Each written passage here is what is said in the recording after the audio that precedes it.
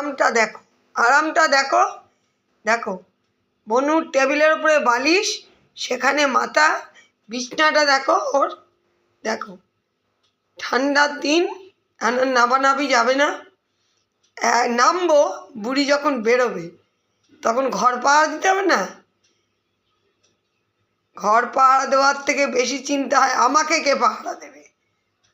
বুড়ি তো বেরিয়ে যাচ্ছে, তখন এই টেনশনে আমার আর ঘুম থাকে না। কি করি এখন, কত ঘুম। তুই কি যাবি? তুই কি আমার সাথে যাবি? শেনু চল চল, আমরা স্কুলে যাই, চ চ স্কুলে যাই, আয় চলে আয়, চলে আয়। দেখো ঘুমটা দেখো, মনে হয় কি ধরে আমি চটকে দিই ওকে। সব বোঝে, কান তুলছে, চোখের পাতা নড়ছে।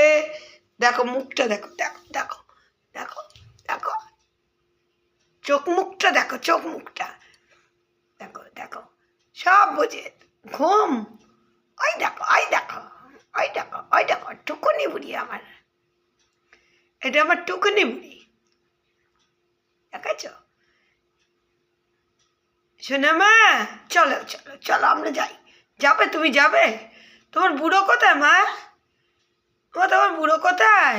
আরে কি দুঃখ, বুড়ো ফোন করেছে, ভিডিও কল করেছে, বুড়োকে দেখেছে, তবে টুকুনি এখন একটু সুস্থ। এতদিন ভিডিও কল কী জিনিস বুঝতো না, ফোন দেখে বুড়োকে জানতে পারতো না যে ফোন বুড়োতে দেখা যায়, ফোনে বুড়োকে যে দেখা যায় সেটা ও জানতো না।